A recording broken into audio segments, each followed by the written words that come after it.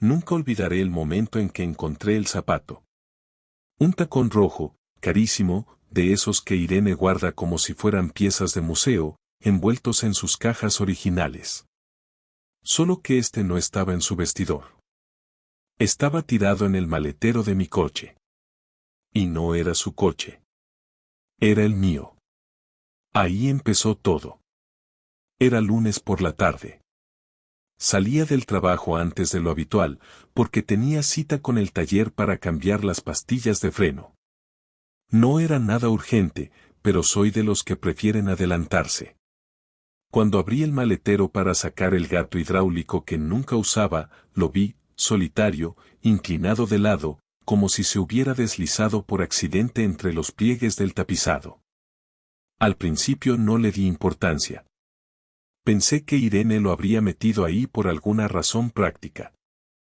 A veces usaba mi coche cuando el suyo estaba en el taller o se le olvidaban las llaves. Pero había un problema, yo llevaba 2 semanas con el coche encima y no recordaba haberlo prestado. Cogí el zapato con 2 dedos, como si me fuese a morder. Lo miré por todos lados. Limpio, impecable, pero no parecía recién comprado. Entonces pensé, ¿cuándo fue la última vez que Irene usó tacones? No el fin de semana pasado. Ni el anterior. Llevaba tiempo yendo a la oficina con deportivas. O al menos, eso decía. Esa noche, cuando llegó a casa, le pregunté en tono casual si había perdido un zapato. ¿Un zapato? ¿Cómo? Me respondió, sin ni siquiera mirarme. Encontré uno rojo en mi coche. En el maletero. Ella se quedó quieta, apenas un segundo. Pero fue suficiente para que yo lo notara. Ese segundo de pausa fue una declaración de culpabilidad. Ah, debe ser de alguna vez que llevé cosas al contenedor de ropa usada, dijo, encogiéndose de hombros. No tenía sentido. Irene jamás tiraría unos low boating al contenedor. Y menos sin su caja original, sin etiqueta. Era como decir que había tirado un collar de oro con los tuppers del almuerzo. Esa noche no dormí bien. Pero no dije nada más. No era suficiente para acusarla de nada, pero algo dentro de mí se encendió. Una alarma silenciosa. No por el zapato. Por su respuesta. Y lo peor, al día siguiente, el zapato había desaparecido del garaje. Sin que yo dijera nada. No estaba en el coche. No estaba en la casa. Irene no volvió a mencionarlo. Así fue como empezó todo. Un zapato fuera de lugar. Una excusa mal improvisada. Y la sensación clara de que algo estaba empezando a romperse. Lo más molesto no era la sospecha en sí, sino lo bien que ella fingía que todo seguía normal.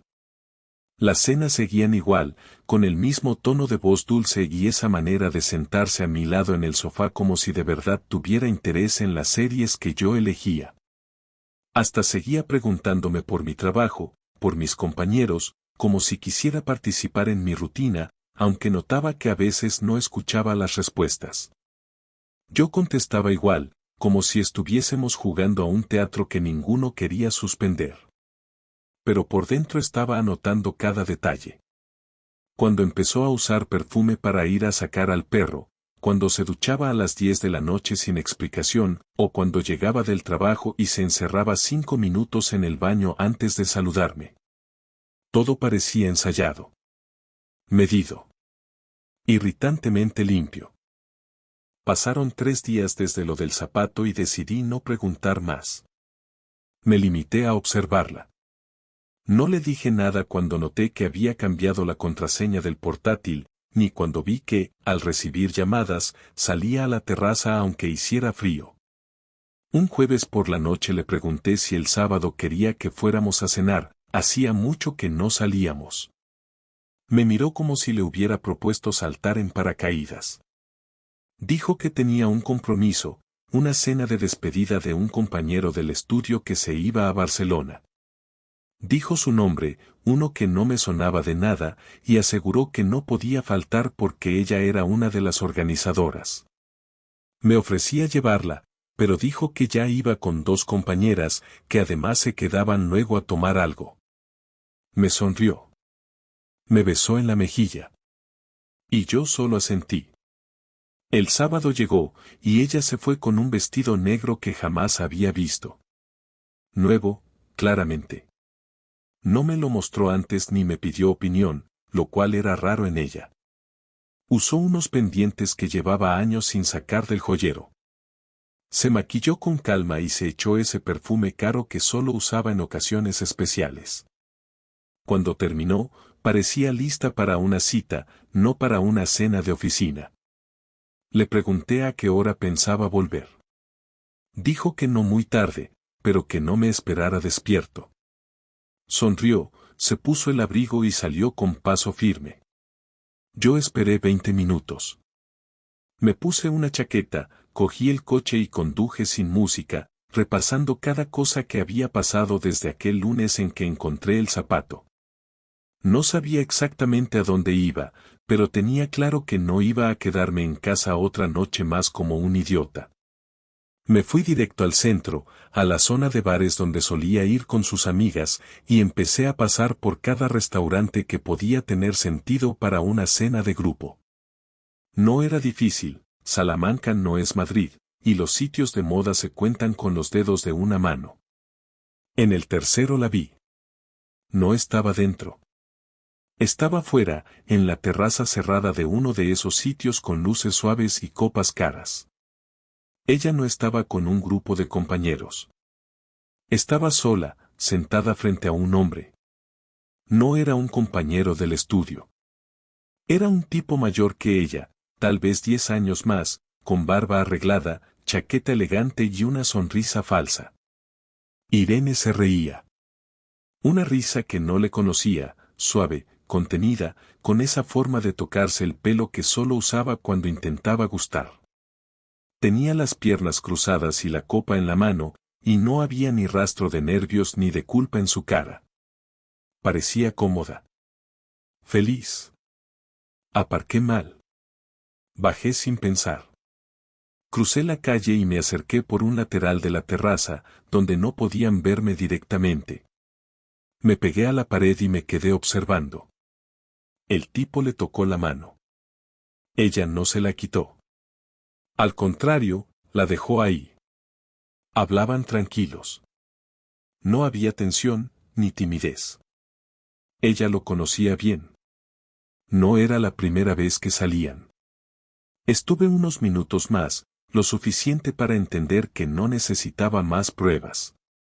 El zapato, las llamadas, las duchas nocturnas. Todo encajaba. Volví al coche con la cabeza llena de imágenes que no quería tener. No podía pensar en otra cosa que en su risa, en cómo se inclinaba hacia él, en esa manera de mirar que ya no tenía para mí desde hacía meses. Esa noche no volví a casa. Conduje sin rumbo hasta llegar a casa de mi hermano, que vive en las afueras. No le conté nada. Le dije que necesitaba despejarme y dormí en el sofá. No dormí, en realidad. Estuve tumbado, mirando al techo, escuchando el tic-tac de un reloj que colgaba en su salón como si quisiera marcar cada segundo de humillación. Me dolía el pecho, no de tristeza, sino de rabia. No era solo que me hubiese engañado. Era la facilidad con la que lo hacía. Como si no le costara. Como si yo no le importara ya nada. A la mañana siguiente, Irene me llamó a las 8. Me levanté, miré el móvil y dejé que sonara. Me mandó un mensaje. ¿Dónde estás? Otro más. Me asusté al ver que no dormiste aquí. No respondí. No sabía qué iba a hacer, pero lo que sí tenía claro era que no iba a fingir nada más. Volví a casa a media mañana. Cuando abrí la puerta, ella estaba en el sofá, en pijama, con cara de preocupación. Me miró como si realmente estuviera confundida, como si yo fuera el que escondía algo. ¿Dónde estabas? preguntó. No le contesté. Cerré la puerta con calma, dejé las llaves sobre la mesa y la miré directamente, sin decir una sola palabra. Ella agachó la mirada. Y ahí supe que lo sabía. Sabía que la había visto. Sabía que algo había cambiado. Y que ya no había vuelta atrás. Entré al salón sin quitarme la chaqueta y me senté en la butaca frente a ella. Durante varios segundos no dijimos nada. Irene seguía mirándome, pero sin esa expresión habitual de defensa, sin altivez. Parecía alguien que había sido atrapada robando algo que no necesitaba. Levantó la voz primero, como si eso le diera ventaja. ¿Puedes decirme dónde estabas anoche? Yo la miré con calma. Había ensayado muchas posibles formas de empezar esa conversación, pero al final me salió algo simple. ¿Quién es ese tío con el que cenaste ayer? Ella parpadeó 2 veces y luego ladeó la cabeza como si hubiera escuchado mal. ¿De qué hablas? No estás bien de la cabeza si piensas que vas a salirme con eso, le respondí sin moverme de mi sitio. Te vi. No te imaginas todo lo que vi. Lo que no entiendo es cómo has tenido el valor de volver a casa y ponerte el pijama como si nada hubiera pasado. Como si yo no contara. Irene se llevó una mano a la cara, como si necesitara tiempo para procesarlo, pero no era confusión lo que tenía en los ojos, era cálculo. Intentó hablar, pero la interrumpí. Ahórrate la parte en la que dices que solo fue una cena y que no pasó nada. No soy imbécil. No hay ningún compañero que se traslade a Barcelona. No hay cena del estudio. Te vi tocándole la mano. Le reías las gracias. Estabas feliz. Más feliz que conmigo en los últimos 6 meses. Se levantó del sofá como si eso le diera algún tipo de autoridad, pero no me moví. Caminó hasta la cocina sin decir nada, agarró un vaso de agua, bebió y volvió. Ya no me miraba igual. Tenía los ojos más fríos, más afilados, como si en lugar de hablar con su marido estuviera lidiando con un problema administrativo. Mira, Julián, empezó, sin rodeos. No sé qué esperas que te diga. No voy a negar que estuve con él. No era la primera vez. Tampoco iba a ser la última. Pero no te lo dije porque no sabía cómo ibas a reaccionar, y, viendo esto, creo que tenía razón. Esa fue la primera vez que sentí ganas de levantarme y gritarle algo que la hiciera temblar, pero no lo hice. Me obligué a mantener el tono firme. ¿Cómo se llama? No importa cómo se llama. Sí importa. Si ha estado en tu cama o tú en la suya, importa. Si me has mentido a la cara durante semanas, importa. Si me has robado tiempo, respeto y dignidad, entonces sí, importa. Se llama Ernesto. Lo conocí hace casi 1 año. Vino al estudio para revisar unos planos de una obra pública. Es abogado de urbanismo. ¿Y qué tiene el que yo no tenga? No es eso, Julián. No es una competencia. No se trata de ti. Es que me sentía vacía. Y con él no. Me sentía viva. Punto. ¿Y te parece bien venir a casa, dormir a mi lado, comer en mi mesa, mirar mis ojos como si nada? Intenté decírtelo. Pero tú estabas en otra cosa. Siempre estabas metido en tu trabajo, en tus horarios, en tus rutinas. No veías nada. No te dabas cuenta de que ya no me sentía parte de esto. Y en vez de hablarme, ¿decidiste follártelo? Ella no respondió. Me miró con una mezcla de rabia y resignación, como si le molestara que yo usara esas palabras, pero no negó nada. ¿Te acuestas con él? Sí. Y no voy a pedir perdón por eso. No voy a justificarme. Ya sé que está mal. Pero no voy a llorarte. No soy una víctima. No, no lo eres. Y yo tampoco. Pero tú sí que eres una traidora. Y no solo a mí. A lo que éramos. A lo que habíamos construido. ¿Tú crees que con tener una casa y una rutina ya está todo hecho? No, Julián. Tú construiste un lugar cómodo para ti, no para los dos. Yo solo me senté en el sofá que tú elegiste. Me levanté. Me temblaban las manos pero no quería que lo notara. Caminé hasta el pasillo, agarré la puerta del dormitorio con fuerza y la abrí. Ella se quedó en el salón, inmóvil. ¿Dónde duermes ahora? No voy a irme de esta casa hoy. No te estoy preguntando si vas a irte. Estoy diciendo que aquí, en esta cama, no vas a volver a dormir. No me importa si te quedas en el sofá o si llamas a tu querido Ernesto para que te venga a buscar. Pero aquí, conmigo, se acabó. ¿Qué vas a hacer? ¿Quieres divorciarte? Quiero que entiendas que lo nuestro terminó en cuanto le tocaste la mano. Y que el respeto lo perdiste cuando mentiste. No sé si quiero divorciarme. Pero lo que no voy a hacer es fingir que esto tiene arreglo. No soy esa clase de hombre. Nunca dijiste que te importaba tanto. Nunca me mostraste que estabas tan enamorado como para ponerte así. ¿Y qué esperabas? ¿Que te agradeciera la sinceridad ahora? ¿Que te diera una palmadita en la espalda por tener el valor de admitirlo cuando ya no podías negarlo más? Esperaba que fueras más maduro. Que entendieras que estas cosas pasan. No. No pasan. No se tropieza una mujer con una polla y termina en su cama. Se decide. Se planea. Se miente. Y eso fue lo que hiciste tú. Ella se cruzó de brazos, respiró hondo y miró al suelo. No dijo nada más. Yo tampoco. Salí del dormitorio, pasé por el salón sin mirarla y salí a la calle. Caminar me ayudó a pensar. A no gritar. A no destrozar cosas. Porque ya había suficiente roto adentro. No necesitaba más. Esa noche no volví a casa. Tampoco me llamó. Supongo que, al igual que yo, entendió que algo importante había terminado.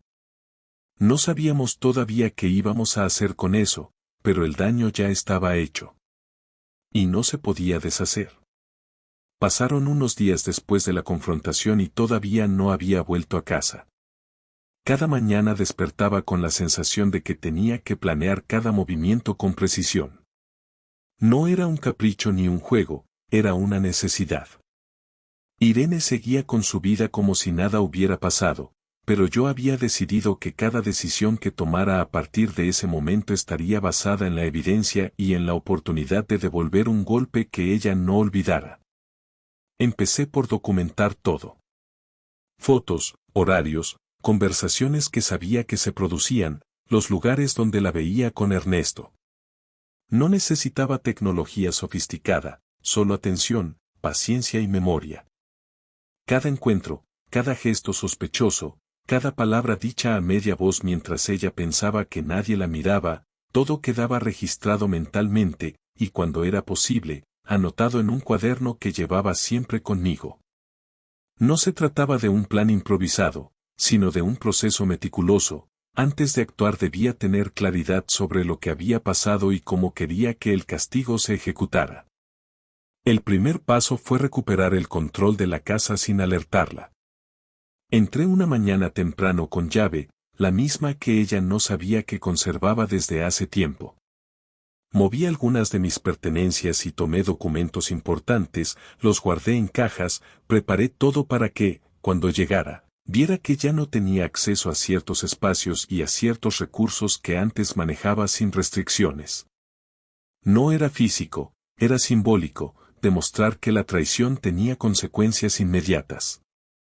Mientras organizaba cada cosa, sentí un extraño tipo de satisfacción. No era odio puro, era la certeza de que estaba recuperando algo que había perdido, aunque solo fuera temporalmente. Después vino la parte más directa. Contacté a su círculo cercano sin revelar mi presencia todavía. Amigos comunes, familiares, compañeros de trabajo. No hice nada ilegal ni violento, solo dejé que conocieran los hechos de manera objetiva. Tenía pruebas suficientes para que nadie cuestionara lo que decía. No era un ataque personal hacia ellos, era la consecuencia natural de lo que Irene había hecho. La reacción fue inmediata, empezaron a recibir información que no podían ignorar, detalles sobre cómo se habían desarrollado sus encuentros con Ernesto, cuándo y dónde, todo respaldado por evidencia clara. Cada mensaje enviado estaba pensado para que ella se enterara indirectamente, para que sintiera el peso de lo que había hecho, pero sin que yo apareciera como el mensajero. Quería que comprendiera que la verdad siempre llega, aunque uno crea que ha sido discreto. Mientras todo esto sucedía, me aseguré de mantenerme invisible en su día a día. Volvía a casa solo cuando era necesario y siempre lo hacía de manera que no sospechara que había vigilancia. Cada vez que salía, la veía organizarse, atender llamadas de Ernesto, arreglar citas, pero ya no con impunidad. Ahora sabía que sus pasos estaban siendo observados, que alguien sabía exactamente lo que hacía y que cada acción tenía un reflejo directo en su vida social y laboral. No era una amenaza vacía, era la manifestación de que la traición no queda impune. El siguiente movimiento fue más directo y calculado. Preparé un paquete con todos los elementos que recopilé, fotos, correos electrónicos, extractos de mensajes y pruebas de los encuentros. No era un castigo público exagerado, pero sí suficiente para que su entorno entendiera la magnitud de lo ocurrido. Lo envié a varios lugares estratégicos, su familia cercana, algunos compañeros de trabajo y, cuidadosamente, a amigos que sabía que podrían ejercer presión sin generar caos innecesario. Quería que el efecto fuera social y profesional, no destructivo de manera irreparable, pero sí lo suficientemente fuerte como para que entendiera que su traición tenía repercusiones. Cada sobre iba acompañado de una carta breve, clara y directa, sin insultos ni dramatización, solo la exposición de hechos. Todo esto ocurrió en paralelo con mi propia preparación emocional. Cada movimiento requería control, cada decisión debía estar libre de impulsos. No era un acto de venganza por rabia inmediata, era una construcción consciente de justicia propia. Durante esos días, hablaba con algunos amigos cercanos solo para ordenar mis pensamientos, no para justificarme. Revisaba cada dato, cada mensaje, cada fotografía, asegurándome de que no hubiera errores que pudieran ser cuestionados. Cada acción que tomaba estaba respaldada por una lógica fría y por la necesidad de dejar claro que el respeto que ella había perdido no se recuperaba con excusas. Finalmente llegó la noche en la que ejecuté el acto más visible de la venganza. Mientras ella dormía, dejé varios sobres sobre la mesa del salón y una nota breve, sin adornos: esto refleja tu decisión. Haz lo que consideres necesario. No era un ataque directo ni un ultimátum emocional, era la constatación de que las cosas habían cambiado de manera irreversible. Antes de irme, verifiqué que todo estuviera en su lugar para maximizar el impacto visual y psicológico, los sobres ordenados, la nota en un lugar evidente y mi salida silenciosa. No dejé rastro de mi presencia física. Quería que la sorpresa y la claridad del mensaje fueran el golpe más fuerte, no mi presencia. Al día siguiente, mientras caminaba por la ciudad, recibí llamadas y mensajes de confirmación de que los sobres habían sido abiertos y las pruebas revisadas. Su familia había reaccionado con confrontación directa, algunos amigos habían cuestionado sus acciones y su entorno laboral empezaba a ajustarse a la nueva realidad. No hubo gritos ni enfrentamientos, solo la certeza de que cada movimiento tenía efecto. Irene aún no me había buscado. No me importaba. Cada acción había sido suficiente para que entendiera que la traición no pasaba desapercibida, que había consecuencias claras y directas. Durante esas horas de seguimiento, revisé cada detalle de lo que había hecho, cada reacción que había provocado, y sentí algo que no esperaba. No era satisfacción completa, pero sí un alivio. No porque la herida estuviera cerrada, sino porque había restablecido un orden que ella había roto. No había violencia física, no había amenazas, solo evidencia y estrategia. Era tangible, medible y eficaz. La sensación era diferente a cualquier rabia impulsiva, era control sobre una situación que parecía escaparse de mis manos cuando todo comenzó con un zapato en el maletero. Por primera vez desde el descubrimiento, me sentí dueño de mi propio espacio emocional y material. Sabía que Irene podía reaccionar de muchas maneras, pero ninguna alteraría lo que ya estaba hecho. Cada sobre, cada mensaje, cada evidencia distribuida, había cumplido su función. Había dejado claro que la traición tenía consecuencias inmediatas, que su decisión de ignorar nuestra relación no podía pasar desapercibida y que su forma de vivir ahora estaba condicionada por sus propias acciones. No era un castigo desmedido, era una declaración, su engaño no quedaría en silencio, y yo recuperaba, aunque fuera parcialmente, el control de una vida que ella había intentado romper. Después de todo, no se trataba solo de Ernesto ni de los encuentros que ella había tenido, sino de la manera en que su comportamiento había cambiado nuestra relación. Su indiferencia, su capacidad para engañar, la naturalidad con la que lo hizo, todo eso merecía una respuesta tangible, y yo se la di sin mancharme de rabia ni perder la claridad de juicio. Era un acto deliberado, una demostración de que las decisiones tienen consecuencias y que el respeto y la confianza no se recuperan con palabras vacías ni disculpas tardías. Volví a casa por la tarde, caminando con pasos calculados, sin prisas, sin mostrar tensión. Irene estaba en la cocina, haciendo algo que parecía una cena improvisada, aunque dudaba que tuviera hambre de verdad. Cuando me vio entrar, sus ojos reflejaron algo entre sorpresa y miedo, pero no intentó mentir ni huir. Sabía que esta conversación no se podía posponer más. Cerré la puerta detrás de mí y me apoyé en el marco, observándola con calma antes de hablar. Irene, tenemos que hablar, dije, sin levantar la voz, midiendo cada palabra. Ya no podemos fingir que todo sigue igual. Ella suspiró, dejó los utensilios a un lado y me miró directamente, con la expresión tensa que solo alguien que sabe que ha perdido el control puede mostrar. Sé que lo sabes, dijo finalmente. No voy a negar nada. Intenté mantener la normalidad, pero ya no sirve. Quiero escucharte, le respondí. Quiero que digas todo lo que piensas y cómo vamos a manejar esto. No me interesan excusas, solo claridad. Ella bajó la mirada, tomó asiento en la silla de la cocina y cruzó las manos sobre la mesa. No sé por dónde empezar, empezó con voz baja. Cometí un error. No fue un impulso, ni un accidente. Fue una decisión que tomé hace meses. Me sentía desconectada, vacía, no sé cómo explicarlo de otra manera. Yo la interrumpí. No te escucho decirme que me amas ni que te arrepientes. Solo me dices que estabas vacía. Eso no es algo que podamos ignorar. Sé que suena egoísta, pero no puedo cambiar lo que hice.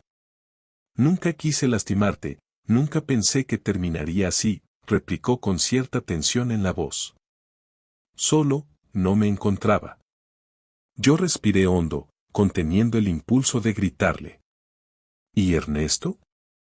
Pregunté. ¿Sigues viéndolo? Ella me miró directo, sin vacilar. No.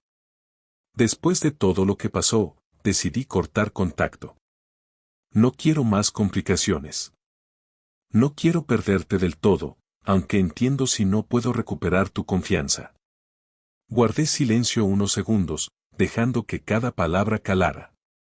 Luego le dije, no se trata de que lo cortaras hoy. Se trata de todo lo que hiciste y del tiempo que me engañaste.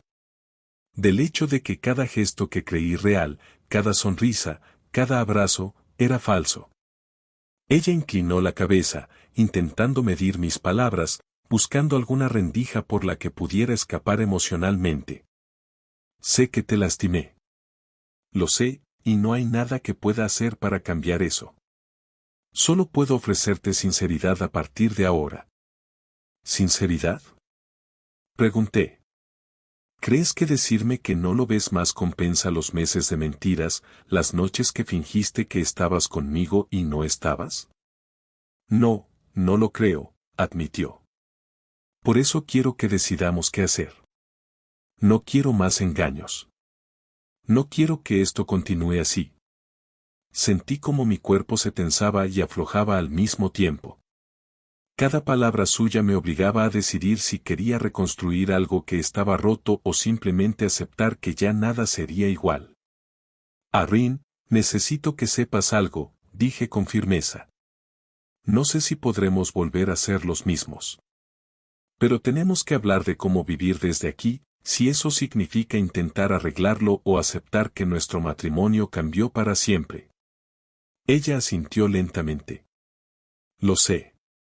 Quiero intentarlo si tú quieres. Si me das una oportunidad, prometo ser transparente. No habrá secretos. Nunca más. Transparente no borra lo que pasó, repuse. Pero puedo intentar entender cómo llegamos hasta aquí y qué hacemos a partir de ahora. No es garantía de nada, Irene. No hay garantía de que todo vuelva a ser como antes. Ella suspiró y se quedó mirando la mesa, con los ojos brillantes pero firmes. Entiendo. Solo quiero que lo intentemos. ¿Y si no puedo confiarte otra vez? Pregunté. ¿Qué hacemos entonces? Ella bajó la cabeza un momento y luego levantó la mirada, fijándola en la mía. Si no puedes, lo aceptaré. No puedo obligarte a quedarte ni a perdonarme. Solo puedo estar dispuesta a intentarlo. La conversación continuó durante horas. Hablamos de todo lo que había pasado, los encuentros, las mentiras, los momentos que compartíamos mientras ella estaba pensando en otro. Hablamos de lo que nos gustaría del futuro y de cómo reconstruiríamos la confianza, si es que podíamos. No hubo lágrimas exageradas, ni dramatización. Solo palabras directas, sinceras, a veces duras. Quiero que sepas, dijo finalmente, que esta noche, después de todo lo que hemos hablado, decidiré cómo manejaré lo que siento. No quiero perderte, pero tampoco puedo mentirme a mí misma. Eso lo entiendo, contesté. Yo también decidiré cómo manejaré lo que siento. No puedo prometer que no tendré momentos de duda, que no recordaré lo que pasó. Pero sí puedo prometer que intentaré ser honesto contigo y conmigo mismo. Cerramos la conversación sin abrazos, sin caricias, solo con la sensación de que algo había cambiado de manera irreversible, pero que ambos estábamos conscientes de ello. Esa noche me fui a dormir en la habitación que había sido nuestra, separados, con la puerta entreabierta. No hubo reconciliación física, ni palabras de afecto. Pero sí un entendimiento silencioso. No podíamos borrar el pasado, pero teníamos la opción de construir algo nuevo, aunque fuera diferente, aunque fuera más frágil. Antes de dormir, pensé en lo que había aprendido de todo esto, que la traición deja marcas, que la confianza no se recupera con facilidad y que la sinceridad tardía no compensa meses de engaño.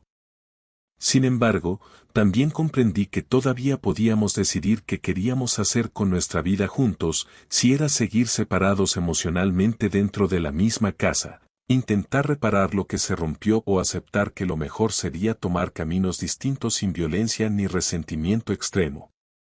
Esa noche supe que, aunque el dolor no desapareciera, la claridad era un alivio. Por primera vez desde que descubrí la infidelidad, teníamos una conversación real. Y aunque todavía había rabia, desconfianza y tristeza, también había un acuerdo tácito. La honestidad a partir de ahora sería la base de cualquier decisión, y el futuro, por difícil que fuera, dependía de cómo cada uno manejara lo que quedaba de nuestro matrimonio. Durante los días siguientes a nuestra conversación, la casa se sintió diferente. No había gritos ni explosiones emocionales, pero tampoco había la calidez que antes llenaba cada habitación. Irene seguía con su rutina, con su trabajo y sus salidas, y yo con la mía, manteniendo distancia cuando era necesario, observando cada gesto, cada mirada, cada mensaje que llegaba a su teléfono, aunque ya no por celos sino para entender hasta qué punto podía reconstruir la confianza. No se trataba de controlarla, sino de medir mis propios límites y emociones. Empezamos a establecer reglas silenciosas para nuestra convivencia, cenas juntos solo cuando ambos tuviéramos tiempo, conversaciones obligatorias sobre horarios y planes, transparencia completa respecto a llamadas y correos. Ella accedió sin discutir, pero la tensión era palpable en cada gesto. Cada mañana me levantaba, la veía preparar café como siempre, y sentía un vacío que no podía llenar, una distancia invisible que antes no existía. Por mi parte, decidí no buscar venganza adicional, no porque lo hubiera hecho ya, sino porque entendí que la venganza física o pública no traería paz, solo prolongaría el daño. Lo que necesitaba era claridad, y la había obtenido con la distribución de pruebas y la confrontación directa. Mi relación con Irene se convirtió en un equilibrio delicado, coexistíamos bajo el mismo techo, con respeto mínimo y comunicación medida, sin tocar temas que pudieran desencadenar emociones negativas. Los recuerdos de lo que había pasado aparecían constantemente, cada escena con Ernesto, cada mentira, cada evasión. Aprendí a procesarlas, no a ignorarlas. Me concentré en mí mismo, en mi trabajo, en los amigos y en pequeños proyectos que antes postergaba. Descubrí que necesitaba reconstruir mi propia vida antes de intentar reconstruir algo con alguien que me había traicionado. Una tarde, mientras revisaba unos documentos del trabajo, Irene se sentó frente a mí. Su expresión no era culpable, sino seria. Julián, he estado pensando, dijo. Sé que esto no cambia lo que pasó, pero quiero que sepas que estoy dispuesta a trabajar en lo que queda de nosotros. No puedo prometer resultados, pero sí esfuerzo. La miré sin responder inmediatamente. Quería medir la sinceridad de sus palabras, observar su lenguaje corporal y la tonalidad de su voz. Irene, lo que pasó dejó marcas, dije finalmente. No sé si podremos recuperar algo de lo que tuvimos, pero puedo intentar aceptar lo que queda. No será igual. No quiero mentir. Lo sé, respondió. No busco volver al pasado. Solo quiero que podamos vivir sin mentiras, aunque eso signifique ser diferentes. Pasaron semanas en las que implementamos pequeños cambios, horarios de trabajo coordinados, revisiones ocasionales de planes y conversaciones abiertas sobre amistades y compromisos externos. Cada paso era un ejercicio de paciencia y autocontrol. Empecé a notar que los días se volvían más previsibles y menos dolorosos, aunque nunca desaparecía la desconfianza ni la sensación de pérdida. Aprendí que vivir después de una traición no significa olvidar, sino reconocer la realidad y actuar en consecuencia. No podía obligar a Irene a cambiar, ni a sí mismo a perdonar completamente, pero sí podía decidir cómo quería gestionar mi vida. Durante esos días también tomé decisiones importantes sobre nuestro futuro económico y personal. Revisamos cuentas, compartimos responsabilidades y acordamos límites claros. Todo estaba documentado y cada decisión tomada de forma racional, no impulsiva. Sabía que cualquiera de mis movimientos podía afectar la estabilidad que aún manteníamos y no quería repetir errores del pasado. Una noche, mientras cenábamos en silencio, Irene rompió la tranquilidad. Julián, sé que no podemos borrar lo que hice, pero quiero que sepas que no me estoy tomando esto a la ligera, dijo. Estoy trabajando para que esto no vuelva a suceder. La miré, valorando la sinceridad de sus palabras y la calma con que hablaba. Eso es lo único que puedo aceptar por ahora, respondí. No hay garantías de nada más, pero sí puedo comprometerme a observar cómo manejas tus decisiones y cómo me tratas de ahora en adelante. No hubo abrazos, ni lágrimas, ni expresiones exageradas de arrepentimiento. Solo la constatación de que ambos entendíamos la situación y que, a pesar del daño, había un marco para convivir. Durante los siguientes meses, cada día se convirtió en una rutina de verificación, comunicación y límites. No había pasión, no había confianza plena, pero sí existía un entendimiento tácito de que el respeto mínimo debía mantenerse. Aprendí que las relaciones pueden cambiar radicalmente sin necesidad de rupturas legales inmediatas y que la convivencia puede sostenerse cuando ambos aceptan las consecuencias de sus actos. A veces me preguntaba si esto era suficiente, si en algún momento podría volver a sentir cercanía con Irene o si siempre habría un muro invisible entre nosotros. No hallé respuesta inmediata, solo la certeza de que podía vivir con la situación mientras mis principios y dignidad permanecieran intactos. Al final, comprendí que la lección más importante no fue sobre el matrimonio ni sobre Irene, sino sobre mí mismo. Aprendí a reconocer la traición, a tomar decisiones conscientes y a construir mi vida sobre la claridad y el respeto propio, no sobre ilusiones ni promesas vacías. La casa siguió llena de rutina y silencio medido, y aunque la sombra de lo que ocurrió permanecía, también había un espacio para que cada uno decidiera cómo continuar. Irene y yo no éramos los mismos de antes, ni probablemente lo seríamos nunca, pero habíamos encontrado un equilibrio incómodo pero funcional. La traición dejó marcas que no se borrarían, pero también nos enseñó que, incluso en medio de la decepción más profunda, es posible establecer límites, tomar decisiones racionales y vivir de manera consciente, respetando la verdad de lo que ocurrió y lo que todavía podía sostenerse. Aprendí a aceptar que algunas cosas no se reparan completamente, que el perdón no siempre significa reconciliación y que la claridad sobre las acciones y sus consecuencias es la herramienta más poderosa que uno puede tener cuando enfrenta la traición de alguien cercano.